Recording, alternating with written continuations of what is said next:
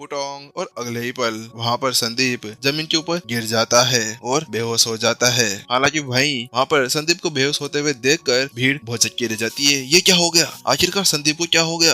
अरे संदीप उठ जा, अभी तक यहाँ पर मैच स्टार्ट भी नहीं हुआ था, तू इतनी जल्दी यहाँ पर नहीं मर सकता। वहीं अब सभी एक दूसरे के पास में पूछने लगते हैं, तुमने कुछ देखा यहाँ पर क्या हुआ था? नहीं मैंने तो कुछ नहीं देखा, बस मैंने तो ये देखा कि विपिन बस एक हल्का सा कदम उठाता है और संदीप के पास में चला जाता है और उसके बाद में बस एक नॉर्मल सा फिस्ट उसकी तरफ बढ़ा देता है। हालांकि वो उसकी तरफ पहुंचता नहीं है, उससे पहले ही वहीं पर ही संदीप बेहोश हो जाता है। वहाँ पर सभी निगाहें विपिन के उस हथेली के वार के ऊपर ही पड़ी हुई थी। हालांकि वहाँ पर सभी 7 स्टार मास्टर टीचर्स थे और उन्होंने वास्तव में यहाँ पर ऐसा मूव कभी भी नहीं देखा था और उन्हें विपिन की कोई चाल भी समझ में नहीं आ रही थी। हालांकि जहाँ पर वह सभी इसी तरह से विपिन को घूर रहे थे कि किसी भूत को देख रहे हैं या किसी हैवान को। वहीं दूसरी तरफ क्या खतरनाक चाल चली है। मॉक्स अभी भीड़ से अलग बैठा हुआ था। मॉक्स अभी एक संत स्टेज 8 का लड़ाकू था। उसके साथ में जो उसकी विवेक की आंख थी ना, वो वास्तव में बहुत ही ज्यादा खतरनाक थी। वहाँ पर वह विपिन के हर एक चाल को देख पा रहा था। वह उसकी गति, उसकी हथेली के वार और उसने जो लास्ट में मूव चला था ना, उसको भी वह आराम से देख सकता था।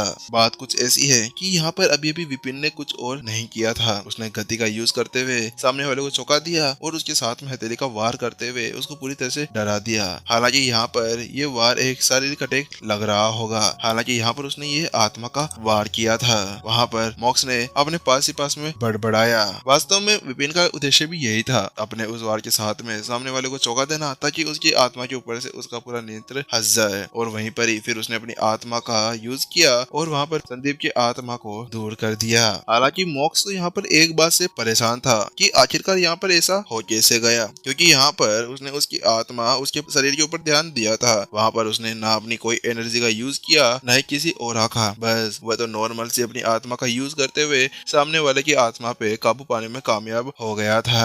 वास्तव में ये दिखने में ज्यादा आसान लग रहा था ना, वह उतना ज्यादा कठिन भी था। मॉक्स इस कठिनाई को यहाँ पर समझ चुका था। वास्तव में एल्डर मॉक्स आपने सही कहा, वास्तव में मैंने ऐसी चाल कभी भी नहीं देखी। आखिरकार ही विपिन कितना ज्यादा खतरनाक होगा।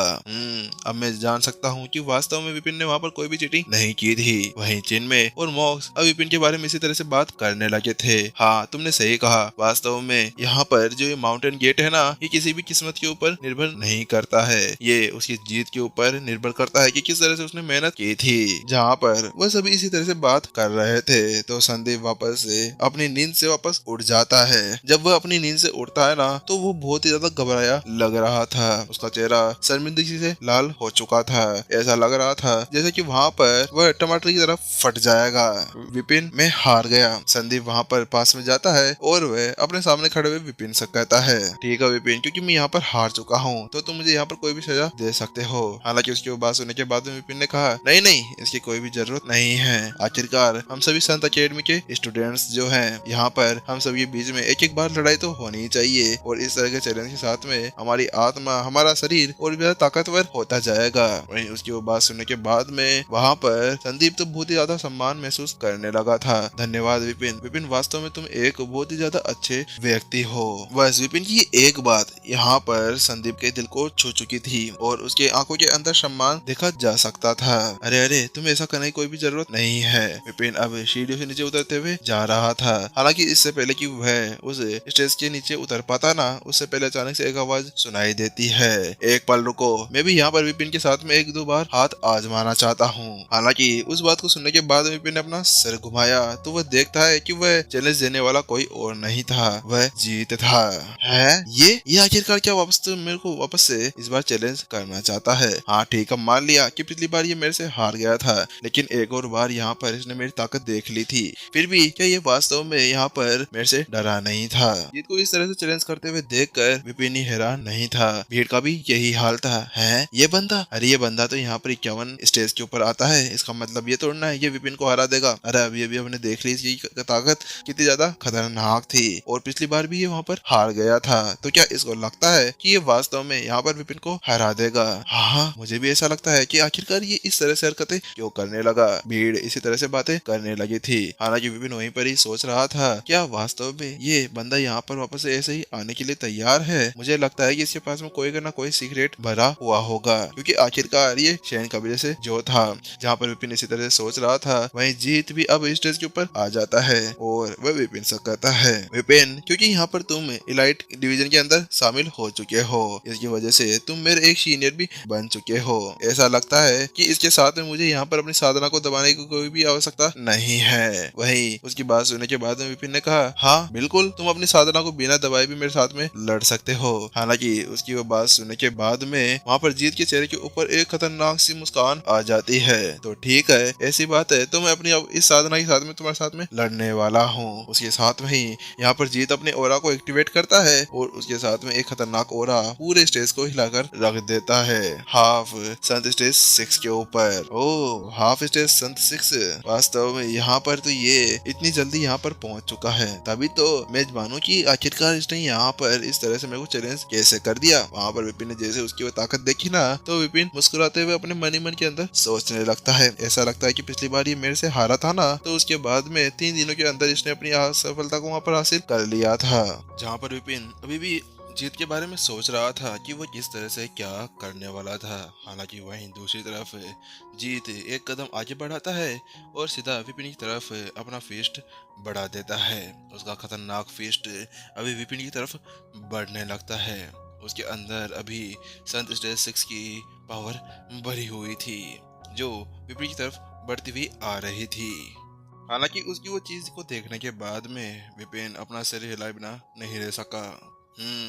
मानना पड़ेगा, जैसा कि संत कबीले के युवा प्रतिभाओं से आशा की जा सकती थी, वास्तव में वहां पर जीत वैसा ही था। विपिन यहाँ पर देख पा रहा था कि इन 3 दिनों के भीतर भीतर यहाँ पर जीत की पावर बहुत ही ज्यादा खतरनाक तरीके से बढ़ी थी और अब उसको यहाँ पर समझ में आ गया था कि अगर वो जीत को यहाँ पर हल्के के अंदर लेगा तो शायद ऐसा भी हो सकता है कि वह इस लड़ाई को हार जाए।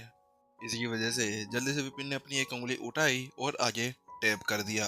जैसे उसने वहां पर जहां पर टैप किया था, वहां से अचानक से एक बड़ी सी सोड निकलते हुए सीधे जीत की तरफ बढ़ने लगी।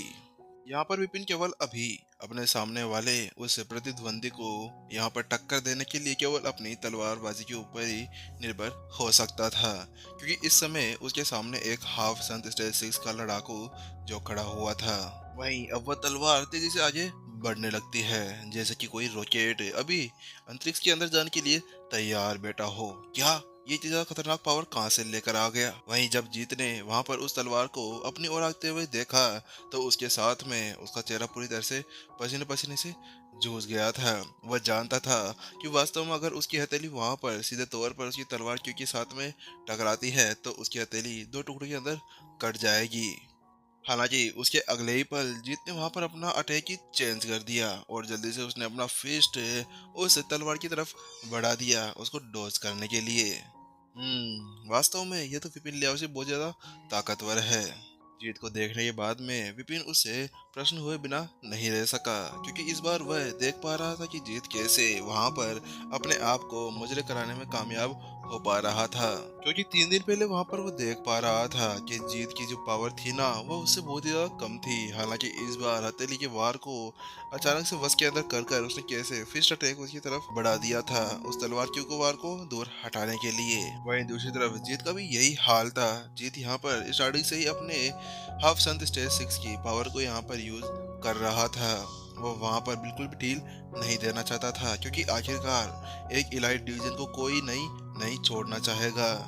लेकिन यहाँ पर विपिन को कुछ और गड़बड़ भी लग रही थी, क्योंकि अचानक से अपनी साधना को इस तरह से बढ़ाने के बाद में किसी भी क्षमता इस तरह से तो नहीं चेंज हो सकती थी, क्योंकि जीत की ताकत को वो देख रहा था, लेकिन उसकी जो लड़ाई क्षमता थी ना, वो भी पूरी तरह चेंज हो गई थी।